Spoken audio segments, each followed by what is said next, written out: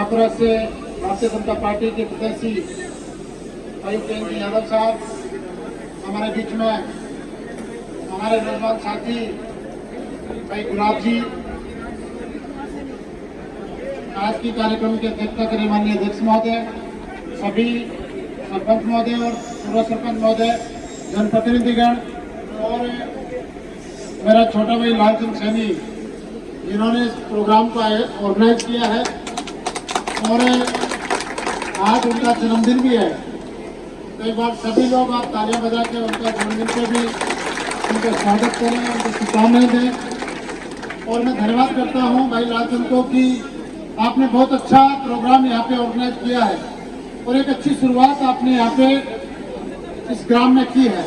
क्योंकि अगर हमारे समाज की कोई धरोहर है तो हमारे वृद्धजन बैठे हैं, तो हमारे बुजुर्गजन हैं जिनके आशीर्वाद से हम लोग बड़े होकर आज यहाँ तक पहुँचे हैं। और साथ ही इस मौके पर जो शिक्षकों का जो रिटायरमेंट हो चुके हैं शिक्षक, उनका आपने यहाँ पे सम्मान समारोह आयोजित किया है और उन्हीं की जान की रोशनी में हम चलकर इतने बड़े हुए।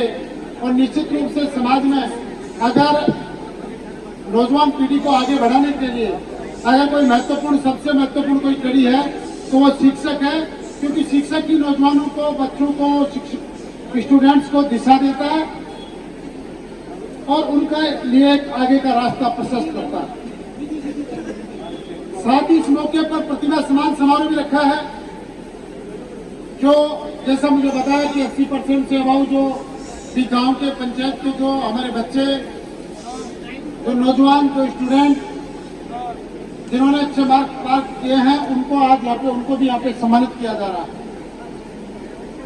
बहुत अच्छी बात है, क्योंकि आज जब एक स्टूडेंट यहाँ पे सम्मानित होता है तो दूसरे छात्रों को भी, दूसरे बच्चों को भी प्रेरणा मिलती है और वो भी एक मोटिवेशन उनको मिलता है कि अगर आज हमारी जाति का यहाँ पे सम्मान हो रहा है तो हम भी तैयारी करें, मेहनत करें,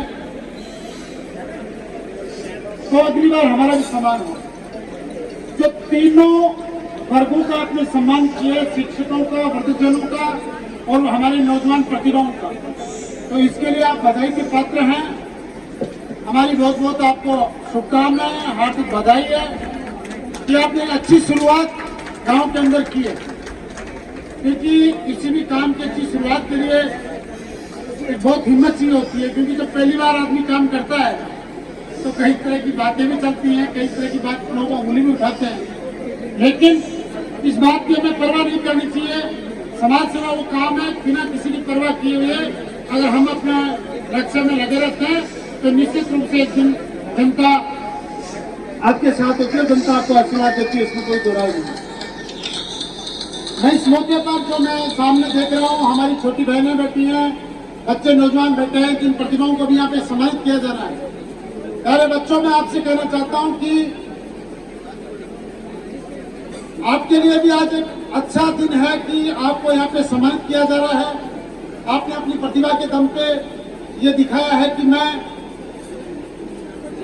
अच्छा कर रहा हूँ, तो निश्चित रूप से आपका यहाँ पे आज सम्मान हो रहा है।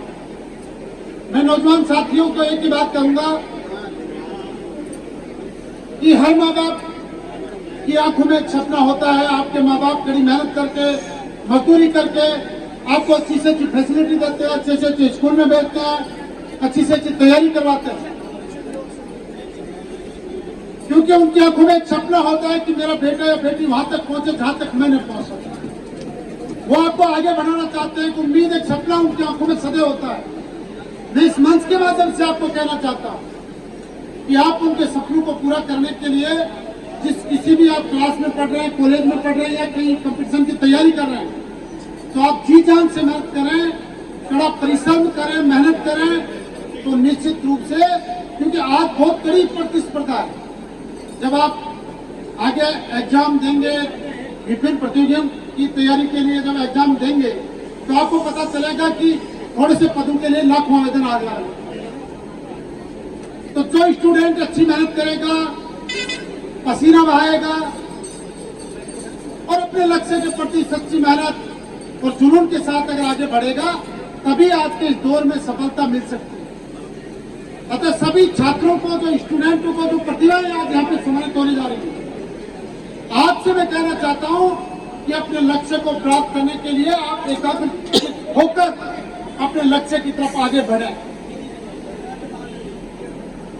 ज्यादातर यहाँ पर जब हम लोग बैठे हैं, साधारण परिवारों के लोग हैं, कई बार स्टूडेंट्स के मन में आता होगा कि मैं तो एक बहुत ही मैं साधारण परिवार का हूँ, मेरे घर वालों के पास कोई ज्यादा पैसे भी नहीं है, संसाधन भी नहीं है, मैं क्या पता कुछ बन पाऊंगा या नहीं बन पाऊंगा, कई तरह के सवाल होते हैं।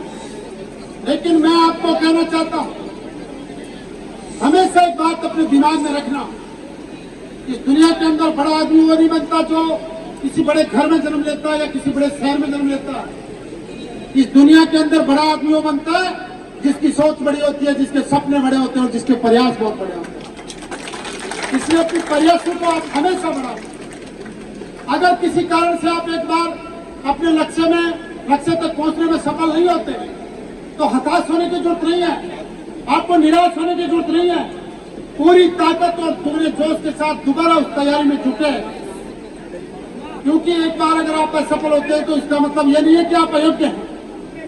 असफलता का केवल इतना सा मतलब है कि जो आपने तैयारी की थी उसमें थोड़ी बहुत कमी रह गई, इसलिए दोबारा उस कमी को पूरा करके अपने इस मैदान में उतरिए।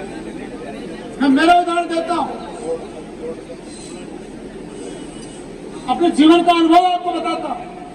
मैंने एक चुनाव लड़ा, मैं हार गया, लेकिन कभी मेरे पीछे मुड़ के नहीं देखा, मैं उससे कभी निराश नहीं हुआ, एक दिन भी मैं अपने लक्ष्य से विचलित नहीं हुआ। और आज आप लोगों के आशीर्वाद से आज मैं विधानसभा में हूं।